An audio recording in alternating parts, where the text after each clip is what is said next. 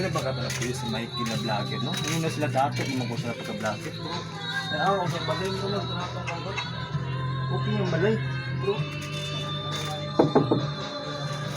Saka na! Sir! Saka yata dong? May katuloy lagi naman, sir. Okay naman yun, sir. Ano yung part talaga, sir? Ay, timing nga kaya nakawalam na ako ron dong. Kay pagkugig ko nakadawat sa silo sa Facebook dong. Sa Siginaw Vlog. Ba't yung may bugas lagi, sir? Ang pamilya, sir. Wali ka sir. Ang iya po dong ay. Okay naman yun, sir. May akong kwarta, sir. Pila may gusto ni mo dong? Pila rin, sir. Kanang Timing nga ka ron dong. inasingkasing na kayo paghatag ng ugot. Pila na dong may?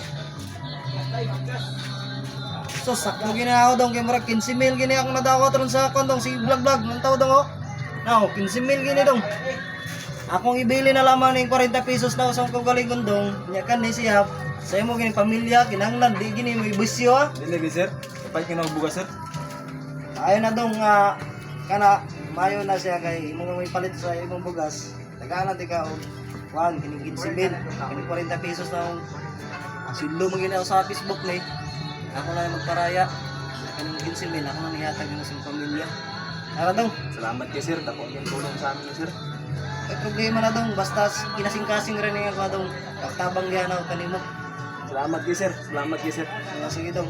Iamping no nga dong. Sige, salamat, sir. Ayaw unta na ibisyo-bisyo dong kay Salamat, kana. sir. Salamat, sir. Oh, salamat po ta sa Facebook nga gisulduhan ta niya og 15,000 nga naka-cash out ko sa kuan sa GCash na ako. Thanks for watching and God bless you to all.